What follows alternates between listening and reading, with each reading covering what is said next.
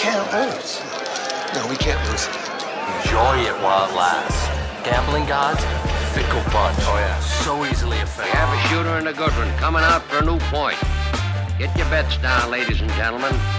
He's a rolling point is 9, place 9. 9 a winner.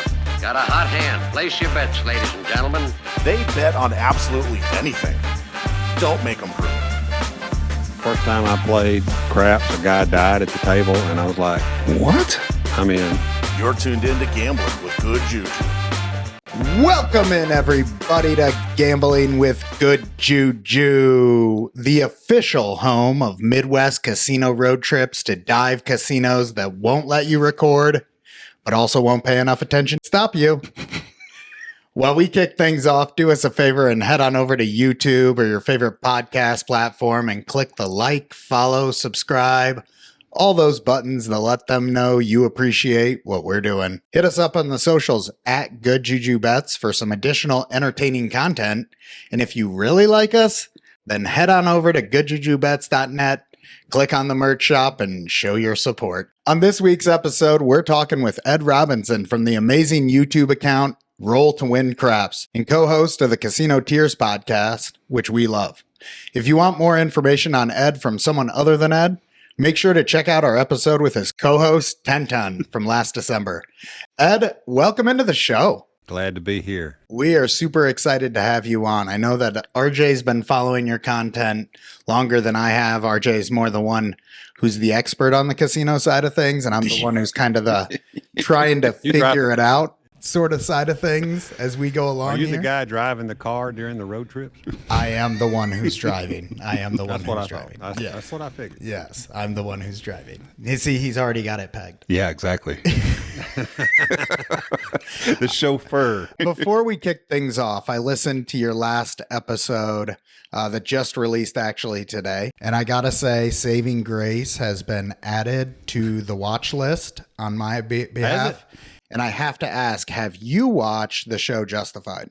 No. Oh, my goodness. If you like crime, police, set in like interesting locations, this is set in Kentucky. You got to check out Justified, my man. Timothy, what's his name? Oliphant. Timothy Goggins. Oliphant, yeah. Yeah, Oliphant. Fantastic program. Goggins. Yeah. Very good. I have not seen it. I have heard other people talk about it. So Well, I've added Saving Grace to my watch list. We'll see if we can get him watching Justified on our behalf. Fantastic. are they a sponsor? No, Future sponsor. absolutely not. Future sponsor. Absolutely not. All right, Ed. So about 2.5 years ago, we went to the casino for our fantasy basketball league draft night. And I think that was really the point in time where I got the craps bug and decided to start studying the game, which led me to where you go to learn stuff these days, YouTube. And of course, the Roll to Win Craps channel. So I'm curious, how do you decide to get into the YouTubing part of this? I thought, based on all those ladies that were doing slots, that you could make money at YouTube on it, but apparently you can't. I mean, that's a fact. Oh, that's fantastic. I was watching Lady Yeah. a lot and a couple of others. Anyway, and Lady Luck did this thing where she showed how much she actually, and she was fresh. I mean, she was still working full time. I showed that to my wife, and she said, "You need to get a YouTube channel." I went, "Okay, I'll give it a shot." You got to have boobs and good looks and money thrown into a slot machine, I guess, to make a lot of money on YouTube. I don't know. I mean, there's a lot of guys do it too, but yeah. I mean, it was just, here's the thing. I had been recording my tosses for several years. Oh, wow. And they were on my laptop, and I'd take my laptop to work, and I'd show the guys at work, some of the hands I was throwing and how I was betting, what I was doing. And so ultimately I was like, well, if I'm going to record it, I might as well upload it to YouTube. That's really how it got going. Gotcha. That's awesome. So you're recording these videos and you're taking them into work and you're showing them to your friends. Are you highlighting to them, look, this is a profitable way of playing craps when you do it with, you know, this method of betting and these throwing strategies, and you're validating it with the videos? You know, I would just like I practice. I would record 2 hours at night, 45 minutes in the morning, you know, and they would be they'd just be there. They'd be stuck in in the computer. And then I just grab the computer and go to work. Then we'd be sitting around at my desk and I'd say, let me show you something, what I did this morning or whatever, you know, or Yeah. last night. And it was just kind of that kind of thing. It was just, you know, nobody wants to watch a PSO 7 out. The box man, So maybe. you don't show them those, but you know you would show, you know, here was an 18 roller, here was a 25 roller, here's how I bet it, blah blah blah, whatever. Where's the nearest casino to where you're located? One I don't go to is there's one in Philadelphia, Mississippi. It's owned by the Choctaws. I hate their tables, so I don't go there Yeah. anymore. The ones I play the closest would be the ones in Tunica, Mississippi, and I don't go there as much as I used to. I used to consider that my home base, but I've kind of drifted down south to the coast and gone to Biloxi now. I pretty much go to Biloxi. I'll go to Tunica maybe 2 or 3 times a year. Yeah. That's about it. So is that one of the reasons you started throwing at home was, you know, the inaccessibility? Like, this guy goes to the casino every day during his lunch break. Guilty. That's his pattern. Good guy. That's his He pattern. did. So is that one of the Right. reasons you started recording it in the first place, if you were doing it for years? I recorded it so I could study my toss. Okay. I wanted to see my release. I wanted to see my grip. I wanted to see my mechanics. I wanted to see how, if I was repeating the things I needed to repeat that I could control before the dice landed. So that was the main thing. Gotcha. Okay. That's why I was doing it. I mean, I've been playing dice since 1993. So you had an idea of what you wanted it to look like based on your experience or feedback, et cetera. So you're running back the tape to make sure you're getting the result you wanted. Yeah, I wanted to make sure, you know, because when you're in a casino, you don't have the luxury of video. But when I throw a 7, I always blame myself, and then I will stop and I will go, why did I throw that 7? What made that particular combination show? Yeah. And I will try to think through that toss that I just did and try not to do that again. Yeah. So Okay. So we're getting into kind of the craps mechanics here pretty quickly, which is no surprise. Maybe like for the broader audience, like dice setting 101, like what are we talking? What exactly is dice setting?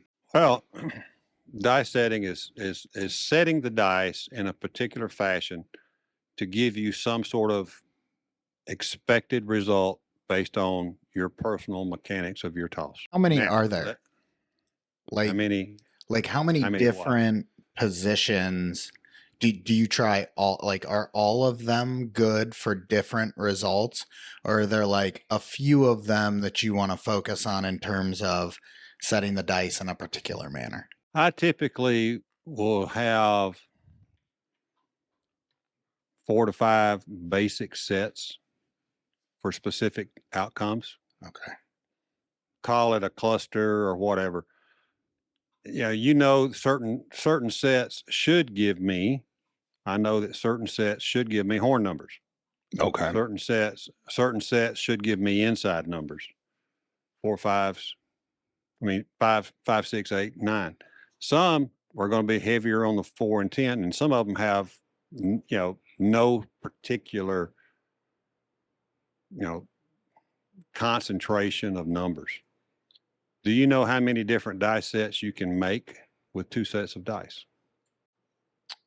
Yeah. I failed math. No, I cannot. If I told you there were 576 different sets Oh you my can make goodness. with 2 dice, would you believe it? So you're talking like each Yes. way you could turn either of them. Yes. Okay. There's 576 different configurations on 2 Wow. together. So you've got 4 or 5 That's in a lot. your arsenal. Well, you see, I use a computer program. I track my dice. I track my left dice. I track my right dice. Thousands and thousands of throws over time. We had a mathematician from one of the old days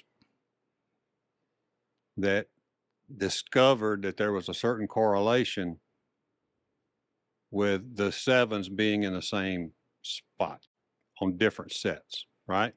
Okay. So we have now determined by tracking that I can change sets. I have complete confidence. I mean, I could be on a 30 roller and need two numbers. Let's just say to finish an all. Okay. All right. So I have no problem changing a set mid roll, because if the old set was a 7, the new set, if I throw a 7, it's going to be a 7 regardless of which set I use, because it'll be it might be a 2-5 instead of a 3-4, but it's still going to be a 7. Gotcha. And it's in the same spot on those faces of the dice. So I know that certain, like I say, I know maybe this set's supposed to give me that 9 I can't hit, Gotcha. more than others. So I have no problem going for that 9 by changing sets. I may still be throwing 5, 6s, and 8s, but I'm shooting for that 9, and I have no problem for it. Yeah. Going for it. So that kind of thing. All right. We can say Dan's name, right? Yeah. Yeah. Shout out Dan. Thank you for. We just said Dan. Yeah, Dan's the man. He joined us. He's from grade school. All right. We've been a friend of ours for a long time. And we get to the craps table, and I noticed after a couple rolls of his, he's specifically putting the 4s on top and the 6s facing him. Is this like a common set of sorts? Yeah, it's I'll show you. In the old day, I'm sitting at my craps table. I mean, the Of camera's course. sitting on my table. Yeah. And I got like a 73-inch TV up there on the wall. 4s facing him. Four- 6s. 4s on top. Yeah, 6s were facing him. Yep, there you go. Right. So that's a parallel 6 set just rolled over. Gotcha.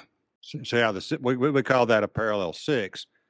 And we do that based on, you've got a 5, you're going to have a 2, you got a 5 and a 2. So a 5-2, 5-2 axis is a parallel 6 set. Got it. Right? It don't matter if it's on top, whatever. Oh, I mean, okay. Yeah. The axis never changed. And you can take and do this, and all you've done is mutated that particular set by one twist, but you haven't changed the axis. And therefore you haven't changed the chances to roll a 7? No, that's not correct. Oh, You okay. just moved them. You just moved those 6s and 1s, right?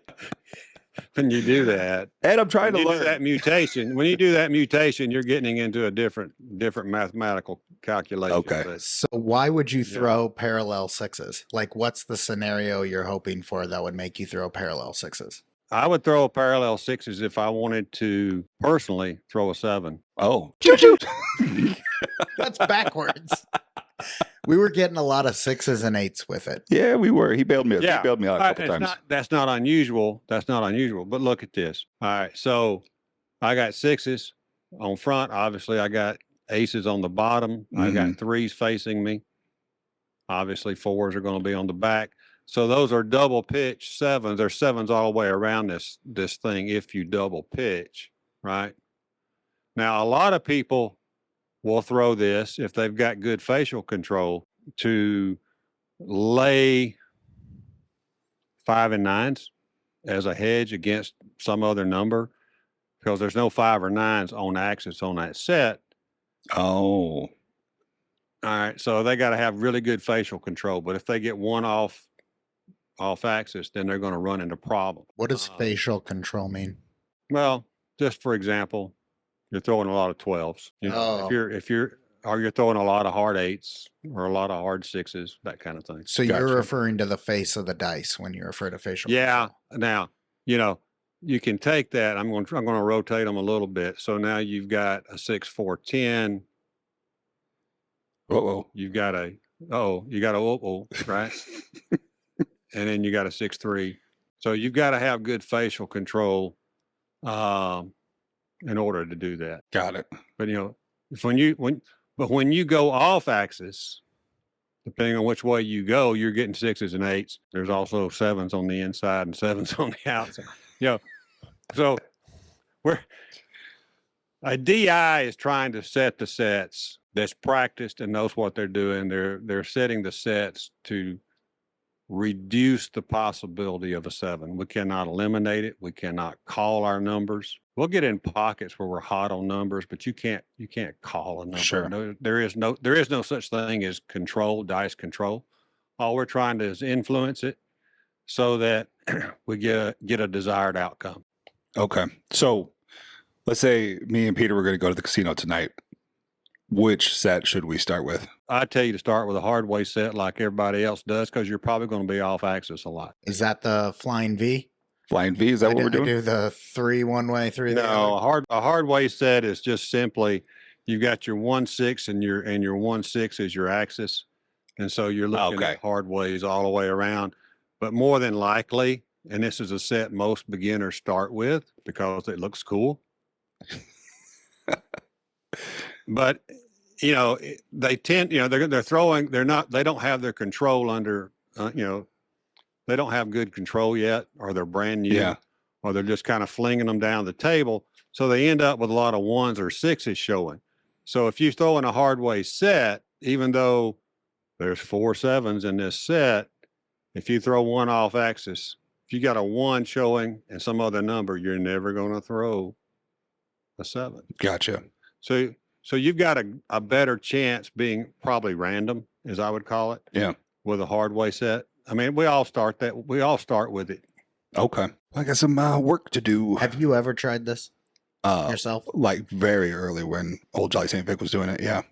Okay. I would do it too. You like Googled articles? or Oh anything my like gosh. that? I've watched all types of stuff about it on the YouTube. Yeah.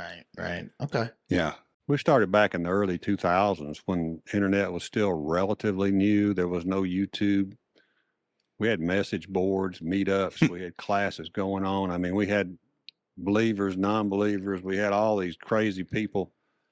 So I've been fortunate to know many, many really, really, really good craps people over the years and play with them. That's awesome. Let's get into your approach a little bit here, maybe with the craps game. How would you describe how you approach a new table betting strategy wise? I don't use strategies per se. I mean, nothing like you would see on YouTube. Yeah, sure. That's all garbage. It is. See, watch some of my reaction videos. Yeah, no, I love it. So everybody likes them except the person I'm reacting Sure, to. of course. They wouldn't like it. What I will typically do, like on a brand new table, I'm going to Vegas this weekend. I don't play Vegas very often. So I'm going to start out with some very simple bets. The safest thing to do, and I don't do this, is just bet the pass line. Yeah. And give yourself a couple of practice throws. Just bet the pass line, don't bet nothing else. Or bet a pass line and a come bet. In case you PSO, then it's a wash. Yeah. You broke even, right? That's a smart play. I'm not that smart. So I tend to, I might bet 3 numbers that I know should be a result that I'm supposed to get with my toss.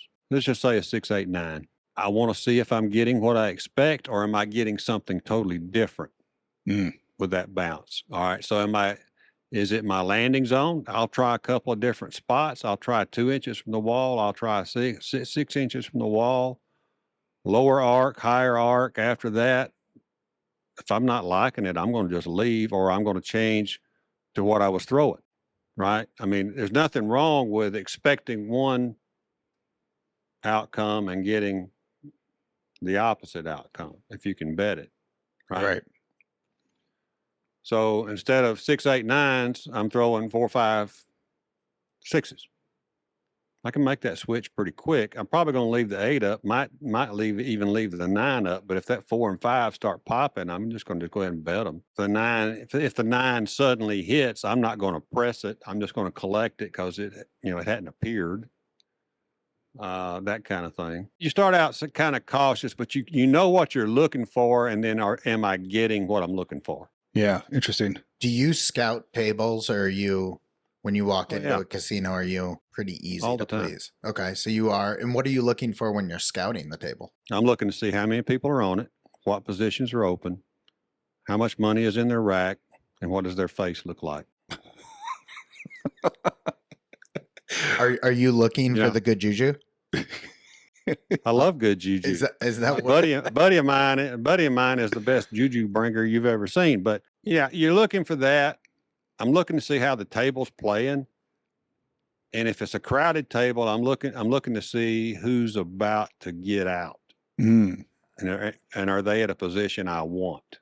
Right. A position at the table, like physically. Yeah. What's your favorite 'cause position? Stick left side are my better spots. Stick left 1, stick left 2. I'll throw hook from the hook. Stick left. Back when we used to do a lot of team play, they put me in the hook a lot. I'll throw straight out if I have to. Yeah. I don't mind. I mean, I practice all the way around my table, especially before a trip, because you don't know where you're going to get to play from. But you know, if I'm looking at 6 people on a table and there's a table over here that's empty, that's all the scouting I need. I'm going to the empty table. Oh, What about a preference on the length? Is it the shorter the better? 12 foot. Oh, 12 foot. A 12-foot table is the best for me. yeah. Even though I play a lot of 14s at times, especially the crapless tables, but I prefer a 12-foot table. And let's face it, there's short 12s and long 12s, right? Okay. A short 12 would be 11 and a half feet on the inside of the wall. Oh, okay. gotcha. So they it's cheated 12 a little. feet, 12 feet. So it's like 12 feet total length Yeah. within a couple of inches. Yeah. A long 12 would be like my table I practice on, which is 12 feet inside. Gotcha. And so when I practice at home, I practice at 9.5 feet from the wall. From the wall. From the wall. Measuring from the inside of the wall out to where I'm shooting from, I practice at 9.5 feet. Gotcha. So depending then on the length of the table you're playing on, that'll move your position on the table. Yeah. So if I'm at stick left 1, I'll try to scoot left. I'll tell the guy I'm going to scoot a little bit left if there's somebody there. If it's a 14-foot table, then I'm at stick left 1 and I'm right up against the dealer, and that's 9.5 feet. Let me ask this. I'm left-handed. Where would you recommend I stand as a first timer trying to throw dice at the table? You're going to need to be at stick right. Stick right. Need to be on the right side of the stick Okay. because that's going to be more natural. I've kind of found myself feeling pretty comfortable on stick right as a right-handed person, but I'm also shaking the dice up and throwing them. Yeah, you're not trying to throw the dice. If you're not, doesn't matter. you where know, you stand. when I shoot from stick right, if I'm not shooting into the opposite corner over there, then I've got to get and lean way over and get you got to get, if you want to shoot down the line, you've got to get kind of over the table. That's I'm awkward. 65 years old. Yeah. I'm 65 years old. It kind of gets rough after a while, but I did it on a table down in Biloxi a week and a half ago because I didn't like the results I was getting shooting into the corner. Okay. We would be trouble for the stick if you were stick left and I was stick right. Yeah. They would be in the middle of a lot of talk. We'd be.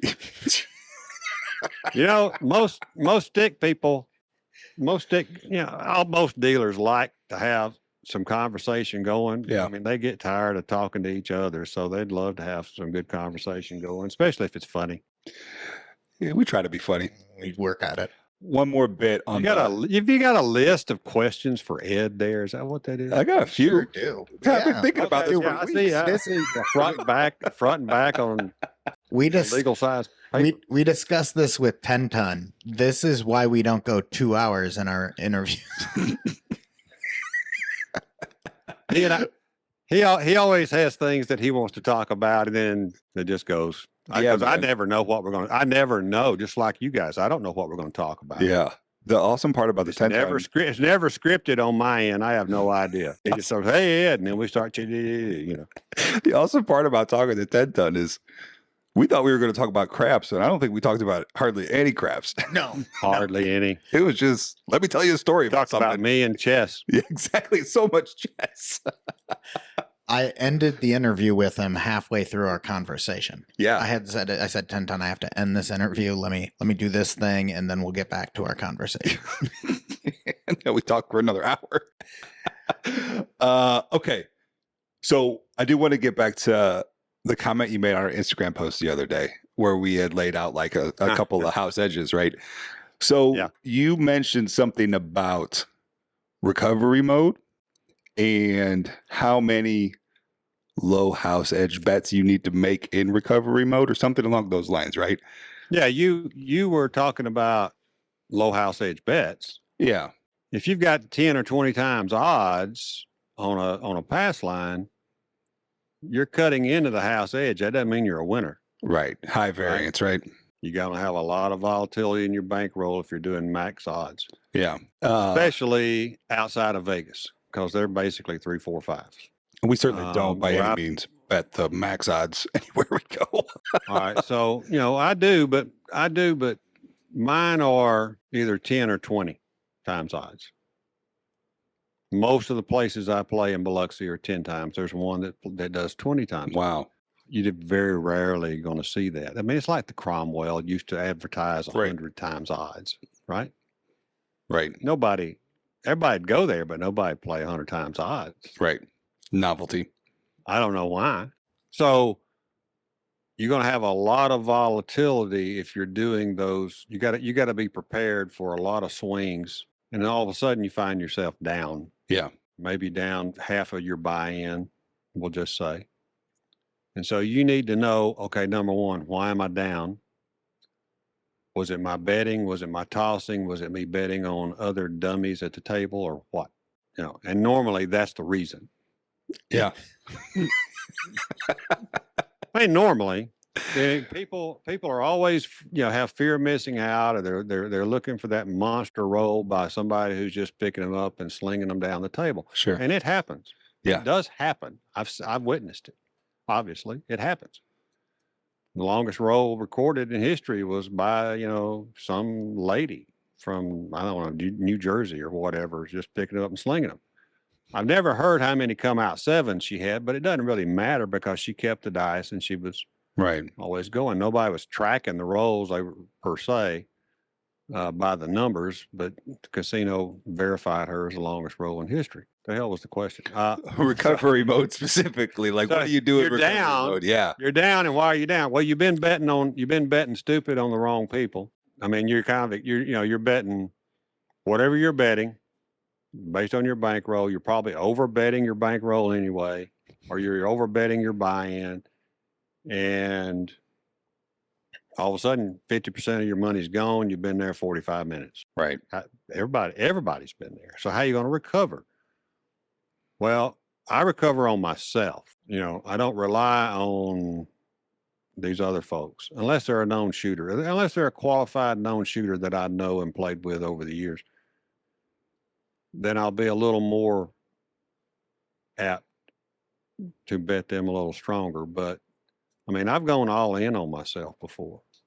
All right, I'm down to my last 240. Here it goes. Dealers, you need to hope I win because I haven't been toking you well during the game. So if I wipe out, you're getting air for a toke. So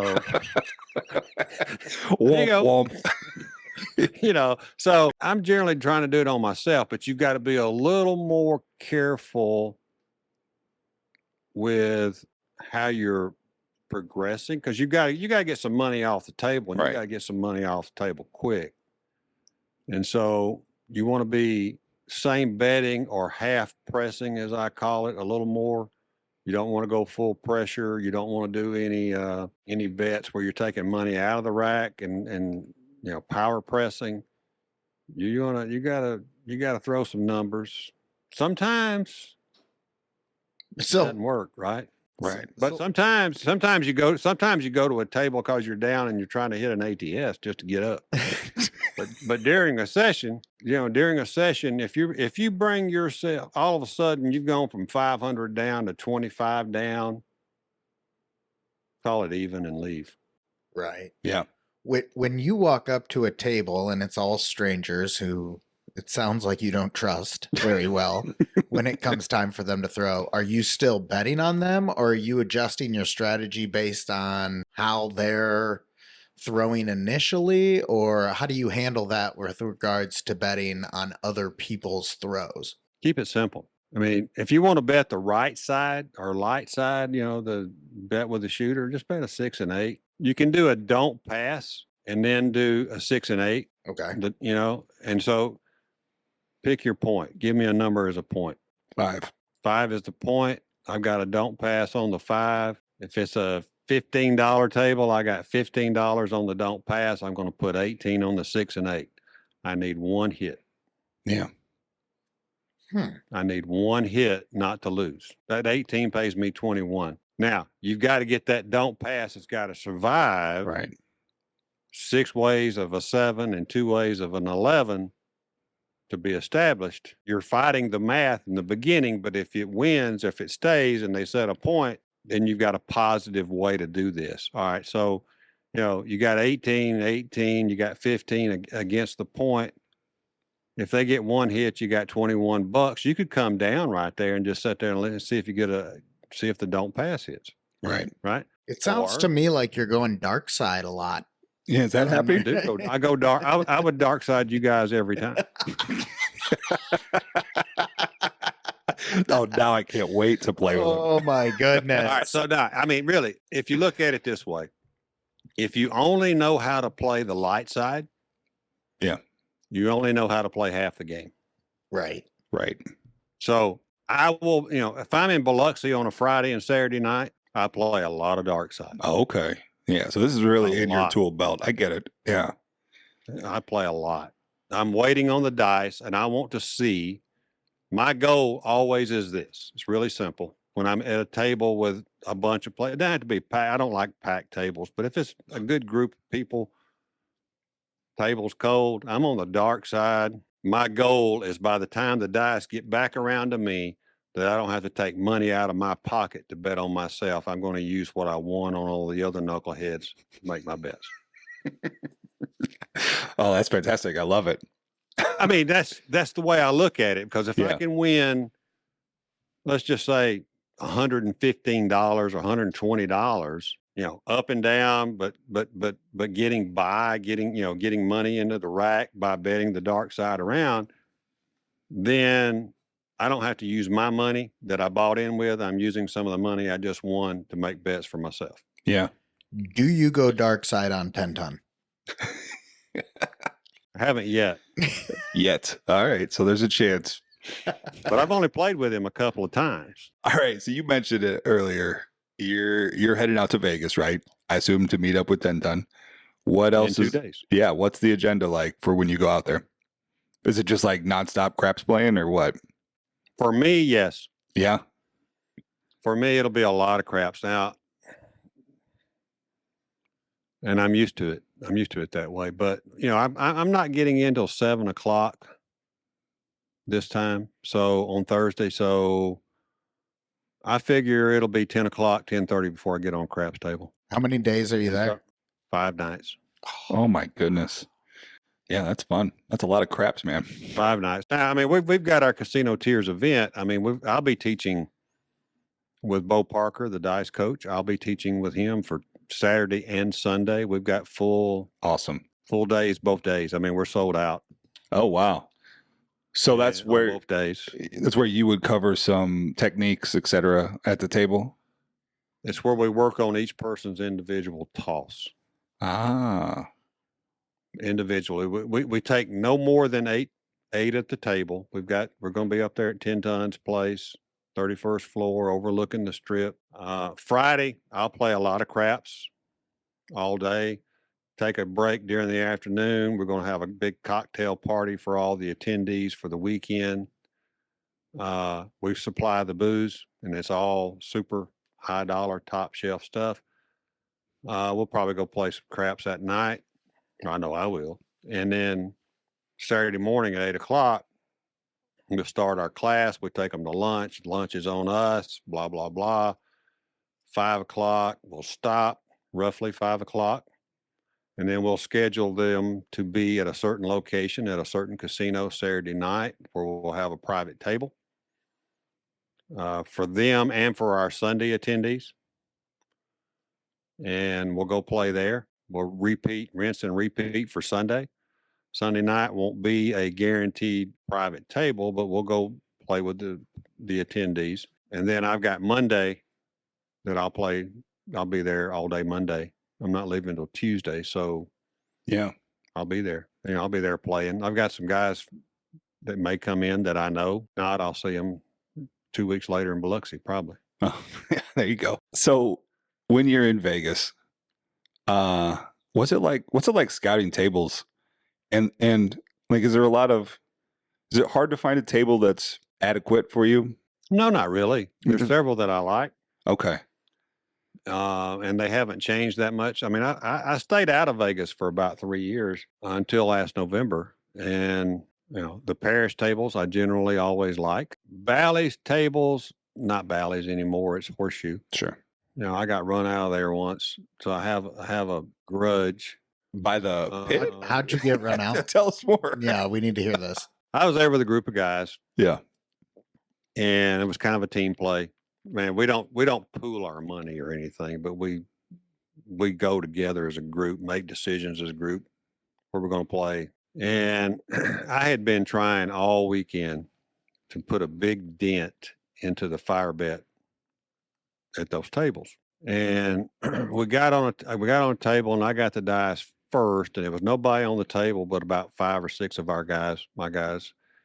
And point set, point hit. Another point set, another point hit. And then I set the point of 4. And when I set that point of 4, one of the guys down there where it was landing went, "Oh, that looked nice." And as soon as he said that, the pit boss come over there and said, "Sir, you can no longer set the dice." Wow. I said, "What?" He had a mask on. Oh. And so I knew right then we had a problem, but we had money. We had serious money on the table already. And so I wanted to make sure all the other people on the table knew that there was a major problem. And so I went, "I can't hear you. You got the mask on, dude." I'm cupping my ear. I mean, I know what he said, but I keep going, "Huh? What?" Yeah, right. And he says, "You can no longer set the dice." And about that time, another guy on the end says, "Is that in your rule book somewhere? Can we see that copy real quick, or do we need to call the gaming commission?" That wasn't a good thing to do. So-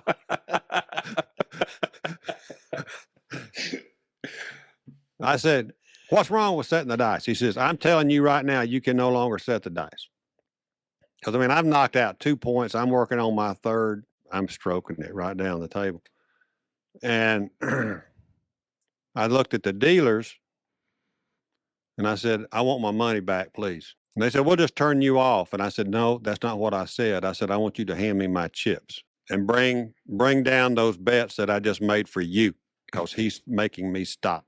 Yeah. So they handed me my chips, put them in my rack, and I turned this way and I faced the opposite end of the table, and I threw them over my shoulder. And I hit a hard 4.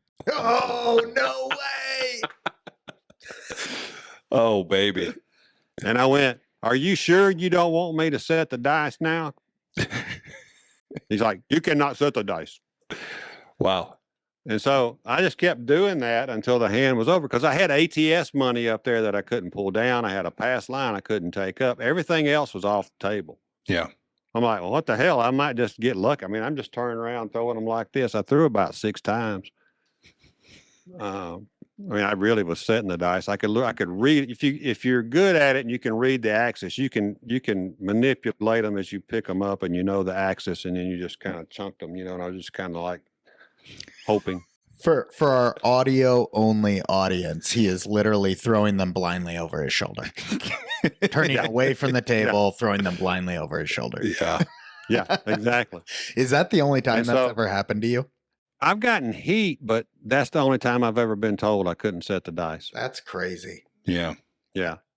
I thought they didn't care about craps because no one believes you can set the dice when it comes to craps. Yeah. That's what the math guys say, right? That's what the math guys That's say. what the Stanford scientists want to tell us. We talked about this. We decided we don't know if I we heard believe. you. I listened Yeah. to you. I listened to you talk about the Stanford scientists. And Yeah. I was like, who the hell are those crazy folks? Look, we don't know whether to believe you or the Stanford scientists, but we know we'd rather play craps with you, Ed, than Yes, the Stanford scientists. Absolutely. What Stanford scientists do you know that's ever done that study? I don't know. What was it? We're gonna have to dig that the up. robots. Somebody built a robot arm or something. They and tried built a to- robot arm. And they That tried was to that guy. replace That was it. the guy. That was the guy from. He wasn't from Stanford.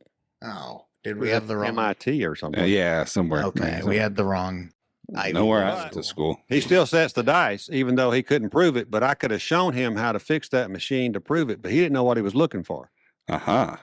Oh, He had no clue what he was He doing. did say that they were just setting it 100 different random ways. I remember Yeah. listening to I it. mean, he didn't know what he was doing. So if I had that guy sitting on my table with that little mechanical arm, we would not move the arm all over the place and change the loft. We would find whatever we're going to find. We would set the dice the same way every time, and we would log it into my computer system. And then after we got, 700,000 rolls in, we would change the dice, and then do it another 1,000 times and see what the results are. And I can guarantee you, I'd improve the 7 to rolls ratio on that freaking robot. Do you log your rolls at the casino? No, No. Yeah. Got it. We've seen people some do people that. do. I Yeah. We've seen people do that. Do you log all your Yeah. sessions at the casino, like your If ins you're and going to outs? claim, if you're going to claim on your taxes your wins, you have to, right? I don't know. Yeah, he said if. I don't know. I have never been able to claim anything on my taxes winning, so I can't do that. Yeah. Well, you can't claim your losses unless you got wins. I Sure, know. I fair don't enough. have wins to claim losses. Oh, that's fantastic. All right. I don't know. Did that answer your question? The way I answered that, did that answer your question? I think we got from what you said what we wanted to know there. So, I mean, here's what I do. Here's what I do every year. I mean, you got, the casino all the casinos are nice enough to give you a win-loss statement. Mm-hmm. And so you can look at that win-loss statement in January and you can go, I don't ever win at this casino. I always murder this casino. I win a lot of money at this casino. Why would you go to the one that you don't win at? Right. Well, we only So go to one. I casino use for that. the I most use part. that as a tool. Yeah. Use that as a tool to go, okay, where am I going to play and where should I play? And am I concentrating my play in the right places? Is that why you go down to Biloxi, because there's so many options for casinos in one location? Well, there's more there than there are in Tunica for sure. Yeah. I've always had positive years at 2 or 3 casinos. Consistently profitable years at 2 or 3 casinos down there? Yes. That's phenomenal. And in Tunica. And in Tunica. And in Tunica. Wow. In fact, I won more last year in Tunica than I was like shocked Yeah. when I saw the win-loss on the table games. If we were going to go to one, where would you suggest? Biloxi or Tunica? Biloxi. Yeah. Because of the gambling or because Without- of the everything else?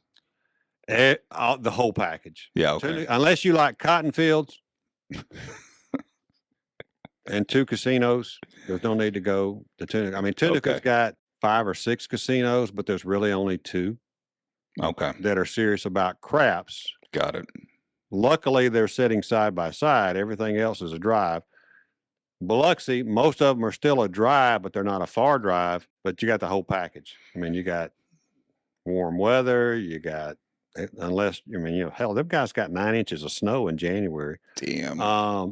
Can you believe that? That's I mean, crazy. I left a half a day early because they were predicting a snowstorm in Biloxi. Oh my God. Wow. Isn't that amazing? I mean, That's more snow than literally- we've gotten this No year. shit. Yeah. Yeah. They got 9 inches. That's crazy. They got 9 inches right there in Biloxi. Yeah. Mobile, But it's the whole Gulf Coast got hammered. typically warm. And yeah. you got the coast, which is awesome, right?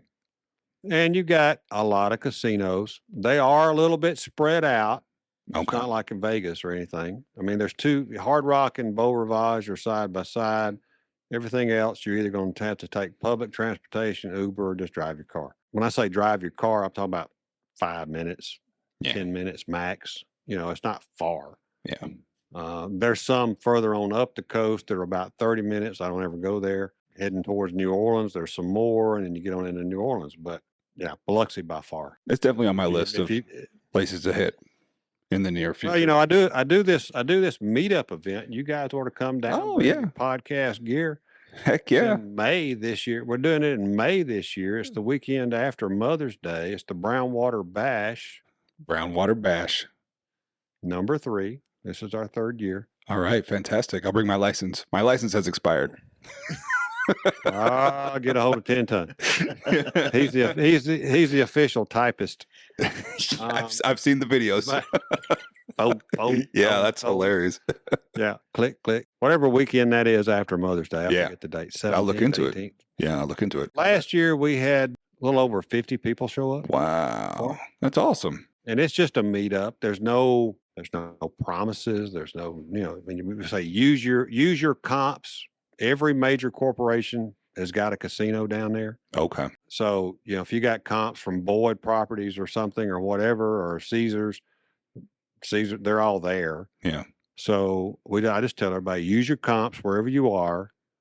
The center of activity is going to be at the Hard Rock, which is where I'm going to be. You know, we're going to move around, and then Saturday afternoon, my host is going to treat us into the VIP lounge. We're going to get free drinks. Just be sure and tip the guys real well. Yeah, that sounds awesome.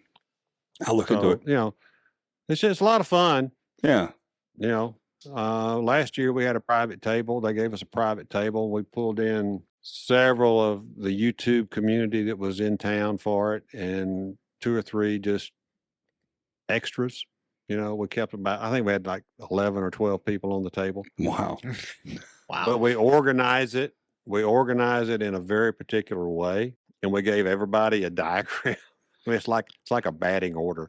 We give them a diagram of the table. This is your spot, and this is what you're going to do. Wow. So we'll have maybe to begin with 5 of those. Let's just call it 11 people. 5 of them are designated shooters for 3 times around the table. Okay. And then the others are there, and they will slide into position if somebody wants to give up a position. You know, I'm not on, somebody take my spot.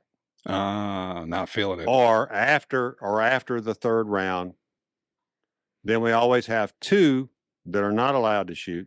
That'd be us. You're looking at me funny. But they have a purpose. They have a purpose though. Their purpose is if we get caught up in the action, your job is to make sure that we've always got bets for the dealers on the table. Oh. Yeah, got it. So they're Right, greasing the so- wheel. They love us. I mean, Yeah. I've been every time I go down there. Ed, when are you bringing your group down? When are you bringing your group down? Yeah, let's go. Yeah, I mean, because those people come in special and work that Sunday night for us. You know, and they gave us that table for 8 hours. Oh my gosh! Wow, private table for 8 hours. Wow. Jeez. Yeah. Were you there the whole time? You play craps for 6 hours? I played it for 6. I Yeah. played it for 6 of them. Jeez. What's your longest ever Right. session? 18 hours. Oh my No. gosh! Come on. You've spent 18 hours straight at one table? Wow. Yeah, That's awesome. I had to go to the bathroom. I bet. I mean, but I mean, That was 18 in- hours. that was in Reno or Tahoe. Tahoe. Was Wow. that a planned thing, or did you just get in a zone and kept with it? I just stayed, buddy. Do you know how I drink coffee at the craps table? But 18 hours, man, Jesus. That's dedication. That is dedication. I left after 18 hours, went back to the condo, slept for 6, and went back and played another 8. Yeah, I bet. I mean, at 18 hours, like you probably saw the end of a dealer shift and the start of that same dealer shift. Like, what are you still doing here? I saw the same guys come back That's and what I'm left and saying. got off. Yeah, that's Yeah, crazy. exactly. Yeah. Wow. I hope they Yeah. gave you a T-shirt or something for that session. I didn't need a T-shirt. I could have bought all the T-shirts they had when the place was done. There you go. I love it. I don't think you played 18 hours to lose, Ryan. Like myself. It's I like, never. Another I marker, sir? Never. First time I played craps, a guy died at the table, and I was like, what? I'm in. I'm in. This is the game for me. What, do you have a heart attack?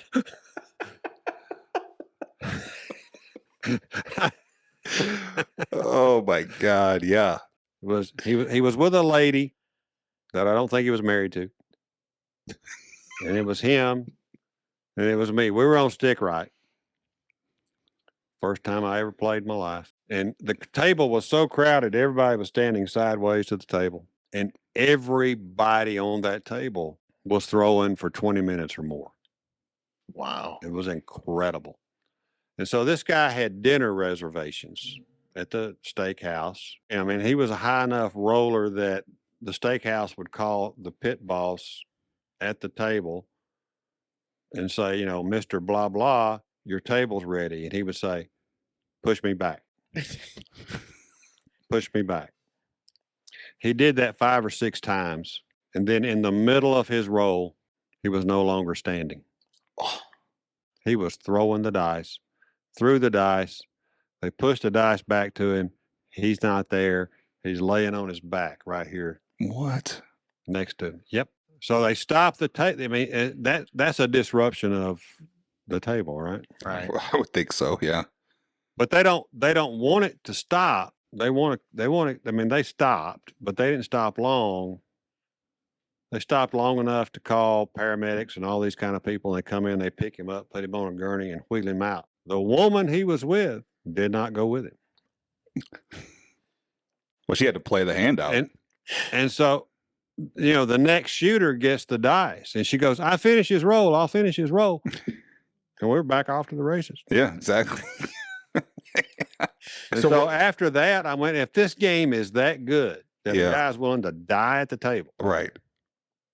I'm in. Oh my God, that's fantastic. It sounds like your first experience was a very positive one, which has contributed to the love of it. Minus the 2 times. I mean, it was so hot that day. That was during that Reno trip where the next day I played 18 hours. Oh my gosh, you did that when you first started playing. Wow. Yes. Yeah. And I got backed off twice during that 18 hours. Wow. From the way I was throwing. They said you can't throw them that way. I mean, I was new, but I've got an engineering background, and I just kept thinking intuitively, there's got to be a certain way to do this to get certain outcomes. Yeah. And I was doing certain things over and over. And twice the stick people said you can't do that anymore. That is crazy. Yeah, ahead of your time. I've never heard of that. Yeah. There's a On sign of the any paradise now. Really? Yeah. They obviously don't care what I do, but Wow. Right. What does the sign say? well, there's like 12 rules, right? It's like you can't throw them over eye level. You can't set the dice. You can't do this. No pretend rolls. No things. No that. You can't set So the why dice. can't you throw? Yeah. You know why you can't throw them over eye level? No. It's to keep people from post betting Oh. or raking money, because everybody at the table has got a job. Stickman has got to watch you from taking the dice to making the call. The dealer over here's got a job. The dealer over there's got a job. That dealer in front of you is going to also watch you throw the dice. The box at that time is now watching the chips. Mhm. You want to make sure nobody's post betting or pulling money up off the table on a 7. So if they're all doing this, where they're looking up at the roof, watching you throw the dice, you can do anything. So they're going to tell you to keep the dice lower. And that's the Their reason. eyes on the Is table. to keep the crooks away and keep the dice low so that they can keep an eye on the table. Yeah. I'm obviously they instituted all these rules because there's some suspicious characters around that dice table.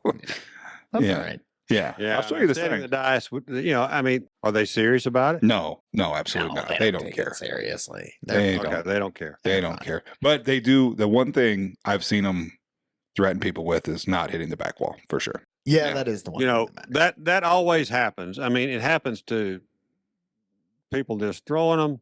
Yeah. It happens to me. It happens to anybody. The dealers down in Biloxi, they know I'm not trying to cheat them. They know I'm not trying to not hit the wall. I've been warned a few times at a few casinos down there. Yeah. But it's never on purpose. Right. I mean, physics is physics. Right. Yeah, exactly. And that's what I look at them and go, it's physics. I'm sorry. One die didn't get to the wall. Yeah. Here's a dealer bet. Yeah. We'll get it next time. Yeah, we'll get it next time. One time at the Beau Rivage, they were getting on to me. I didn't know they were getting on to me because they're all wearing masks. And finally, the box person says, "Sir, you've got to hit the wall." I went, "Those dice aren't hitting the wall?" She went, "No, not both of them." I went, "Really? I'm sorry. Here's a hard 10 for the dealers." Here's my penance. And they don't care. Oh, fantastic. You're good to go. Next throw. Hard 10. Fantastic. Of Bang course. it. Yeah. All right. Go ahead. Last question for you, Ed, here. One meal to eat down in Alabama. What are you recommending for us if we make our way down there? Where are we going to go? What do you say? We go to the local diner or whatever, local Something bar. greasy. What are you recommending down there? Barbecue. Barbecue. Barbecue. So Yeah. Alabama's got the real deal on the barbecue. We've got very good barbecue. All We've right. got very, very good barbecue. So if I had to pick only one meal, I'd probably pick barbecue down here. Yeah. All right. Yeah. I've been listening to your recent episodes, and you were talking about using all parts of the hog. Every part of the hog. Yeah. I don't eat all parts of the hog, but some people do. Yeah. Maybe get a little pork. I mean, have you ever seen pickled pig feet? on the counter Absolutely. at your local gas station? Not at the gas station. I've seen them in a tavern. Yeah, we'll get them in there. We won't get them. They'll have them at the gas station. They'll have them at a gas station. Pickled eggs. Yep. and pickled pig's feet. They'll have them at the gas station down here. I'm not eating. I'm not touching that. Choo-choo. So we're not recommending that. I don't even like pickled pickles. All right. To save me on editing time, Ed, here, I'm going to go ahead and wrap things up. We can continue chatting here in a second, but thank you so much for joining us, Ed. You can find all of his content via his YouTube account at Roll to Win Craps, as well as checking out the podcast that he co-hosts with 10 Ton Casino Tears. You can find that on any podcast platform.